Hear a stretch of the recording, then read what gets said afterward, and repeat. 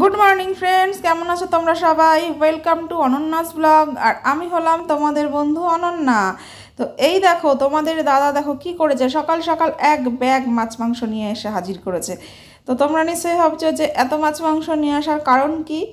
তো সেটা জানতে হলে তোমাদের অবশ্যই ব্লগটা পুরোটা দেখতে হবে, কারণ ব্লগের শেষে তোমাদের জন্য আছে একটা সারপ্রাইজ। তো চলো দেখে নিই কী কী এনেছে। এই যে দেখো, এনেছে চিতল মাছ। চিতল মাছ আমাদের দুজনেরই খুব ফেভারিট, চিতল মাছের পেটি। এটার মধ্যে আছে পমফ্রেট, আর এটার মধ্যে আছে চিকেন। তো চলো এবার মাছ মাংসগুলোকে ধুয়ে পরিষ্কার করে নিই। তো বাজার থেকে এত কিছু নিয়ে এসে নিজেই সকাল সকাল একদম পগার পার চলে গেছে ডিউটিতে। তো আমি এবার মাছ মাংসগুলোকে সব ধুয়ে রেডি করে রাখছি, কারণ এবেলা আর ভাবছি রান্না করবো না। তো সকালবেলা থেকে তোমাদের দেখো ট্রাভেল করিয়ে নিয়ে চলে আসলাম সন্ধ্যাবেলা, কারণ সারাদিনে আর সেরকম কোনো কাজ ছিল না, শুধু মেয়েকে স্নান করানো, খাওয়ানো, মেয়ের জন্য একটু হালকা রান্না করেছিলাম। তো এই দেখো সন্ধ্যাবেলা আমার বর এখনও বাড়ি আসেনি, তো আমি ভাবলাম দেখি কিছুটা আমি করতে লাগি। মেয়ে চলে গেছে সামনে কাকিমার ঘরে, ও কাকিমার কাছে ভালোই থাকে। তো এই সুযোগে আমি রান্নাটাও বসিয়ে দিলাম। আমার ফ্রাই করবো এখন, রাত্রিবেলা কী রান্না করবো তোমরা আশা করি দেখে বুঝতে পেরে গেছো।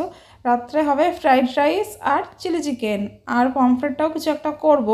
আর চিতল মাছটা আজকে আর করবো না, কারণ এত কিছু খাবো কখন। এই তো 2.5 জন মানুষ, বলো আমরা কত খাবো। তো জল গরম হয়ে গেছে, চালটাও দিয়ে দিয়েছি, আর সবজিও অল্প অল্প করে ভেজে নিচ্ছি। দেখো আর একজন আমাকে বললো এই যে আসছি করে 8টা বেজে গেল, এখনও তার কোনো পাত্তা নেই। তো আমার ভাতটা তো প্রায় হয়েই গেল, আর এই ভাত নামাতে গেলে আমার খুব ভয় লাগে, কারণ আমি এই ভাত নামাতে গেলে ছড়িয়ে ফেলি। তো বর পাশে না থাকলে আমি ভাতটা ঠিকঠাক নামাতে পারি না।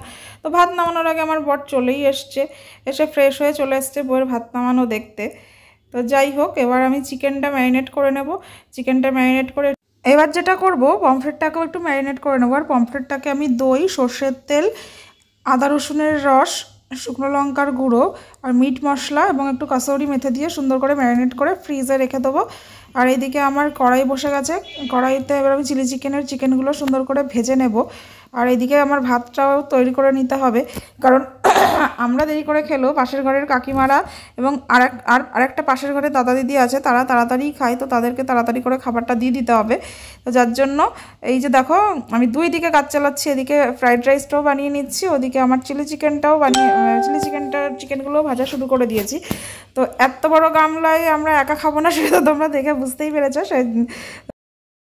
তো মাঝখানে আমার ক্যামেরাম্যান এসে ক্যামেরাটা একটু ঠিকঠাক করে দিয়ে গেল।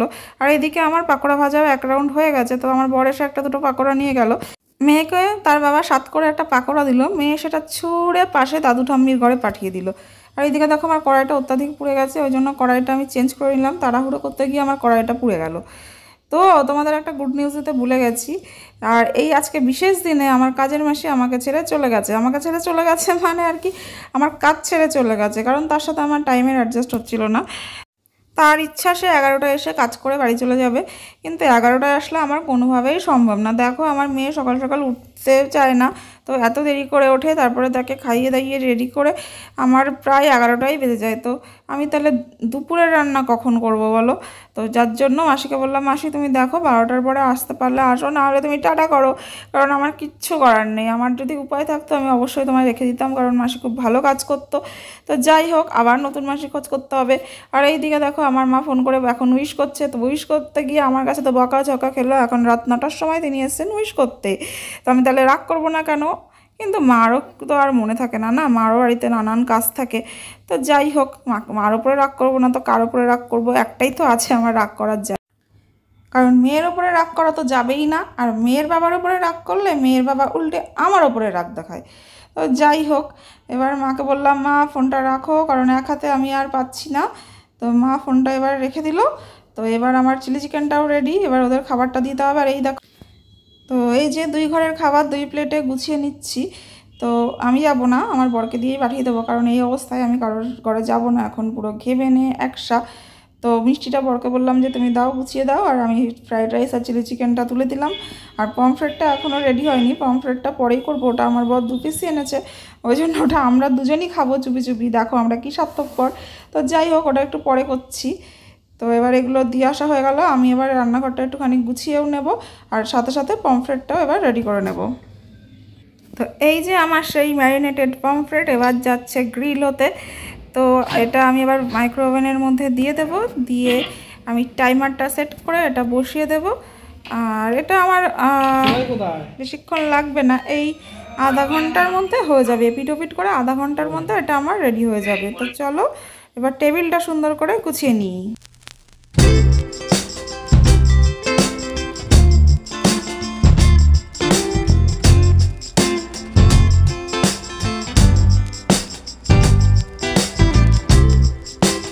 তো আমাদের রান্না বান্না প্রায় কমপ্লিট, আর টেবিল সাজানো ওইদিকে চলছে। আমরা একটু করে সাজাচ্ছি আর আমাদের মাম্মাম সব ঘুরিয়ে দিচ্ছে। ও ভাবছে হ্যাপি বার্থডে হচ্ছে। তো চলো একটুখানি ফ্রেশ হয়ে রেডি হয়ে তারপরে আমরা আবার ফিরে আসছি।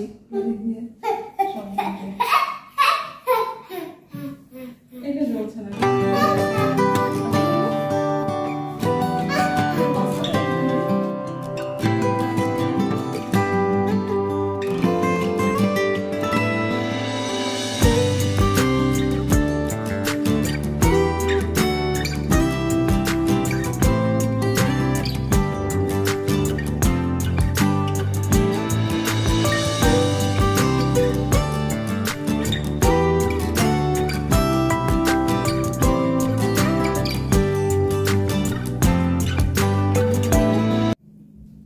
তো দেখো আমাদের মামাম কেক কাটবে বলে রেডি।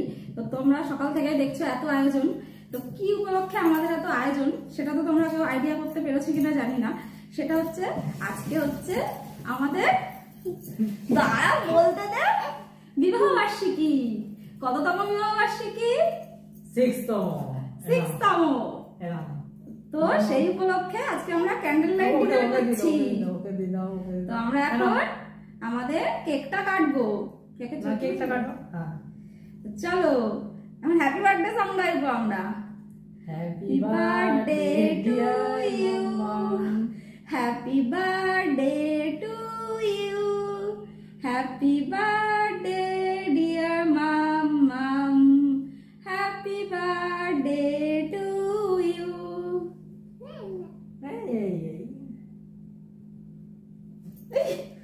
এই অপেক্ষাটা একটু করতে পারবি না? না না আমি দিচ্ছি না। না মা দিচ্ছে, তুমি মা দিচ্ছে, মা দিচ্ছে। আচ্ছা তুমি নাও। Happy anniversary. Thank you. মাকে একটু দাও। Happy anniversary.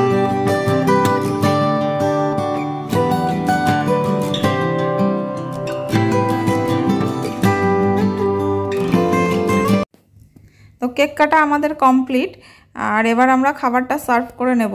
তো টেবিলের ডেকোরেশনটা কেমন হচ্ছে সেটাও তোমরা জানিও, আর রান্নাবান্নাগুলো কেমন হলো সেটাও তোমরা জানিও। তোমাদের আরেকবার বলে দিই কী কী রান্না করেছি। ফ্রাইড রাইস, চিলি চিকেন আর গ্রিলড পমফ্রেট, আর সাথে আছে স্যালাড যেটা তোমাদের দাদা কেটেছে, আর কোল্ড ড্রিঙ্কস, পেস্ট্রি, মিষ্টি এসব তো আছেই। তো আমরা এবার খেতে বসবো, আর আমাদের মামাম এদিকে কোল্ড ড্রিঙ্কস নিয়ে টানাটানি শুরু করে দিয়েছে। তার তো কোল্ড ড্রিঙ্কস সবসময় ফেভারিট, কিন্তু তাকে বেশি দেওয়া হয় না। তাও দেখো কেড়ে করে আমি এদিকে টানাটানি করছি, তার বাবার কাছ থেকে সে জোর করে টেনে টেনে খেয়ে নিচ্ছে। এদিকে আমার তো খিদে পেয়ে গেছে, পেটে ছুঁচোয় ডন মারছে, কিন্তু আমার মামামের সে কোল্ড ড্রিঙ্কস খাওয়া আর হয় না। তো যাই হোক, অনেক কষ্ট করে তাকে বুঝিয়ে শুনিয়ে এবার আমরা খেতে বসেছি। তো চলো খাওয়াটা এবার শুরু করি, তোমরা দেখতে থাকো।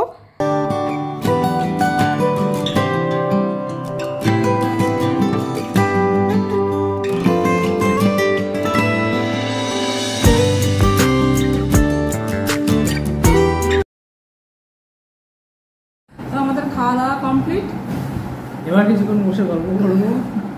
আর আমাদের মেয়েটা বাথরুমও করে যাচ্ছে এখন, যাচ্ছে গাড়ি চালাচ্ছে এখন। এই যে দেখো ড্রেস পরে পেছনে মোমবাতি নিয়ে ঘুরে বেড়াচ্ছে। জানি না কখন ঘুমাবে। দেখতে দেখতে কেমন করে যে আমাদের বিয়ের 6টা বছর কেটে গেল বুঝতেই পারলাম না। মনে হয় যে এই সেদিন বিয়ে হলো। আর রিলেশনের যে কত বছর? রিলেশনের 13 বছর। 13 বছর। তোমরা আমাদের আশীর্বাদ করো যেন আমরা এইভাবেই সারা জীবন, কি আরো যেন 7 জন্ম একসাথে থাকতে পারি, তারও বেশি যদি হয় একসাথেই যেন থাকতে পারি, আর আমাদের মেয়েটা যেন ভালো থাকে। তোমরাই আশীর্বাদ করো। তো চলো এখনকার মতো ব্লগটা এখানেই শেষ করছি। Tata, good night. তোমাদের জানে না নতুন নতুন তো। আর ভিডিওটা তোমাদের ভালো লাগলে লাইক করো, কমেন্ট করো, আর চ্যানেলটা সাবস্ক্রাইব করো। তো এখনকার বলো হ্যাঁ তো বলো হাই ফ্রেন্ড। Hi, friend. তাহলে how are you? How are you? Like করো। Happy birthday. Happy birthday. Happy birthday. ও ভাবছি আর হ্যাপি বার্থডে। তো যাই হোক, তো চলো এখনকার মতো টাটা। অবশ্যই কিন্তু কমেন্ট করবে, লাইক করবে, ঠিক আছে? আর চ্যানেল, যারা আমার চ্যানেল সাবস্ক্রাইব করোনি তারা কিন্তু অবশ্যই আমার চ্যানেলটা সাবস্ক্রাইব করবে।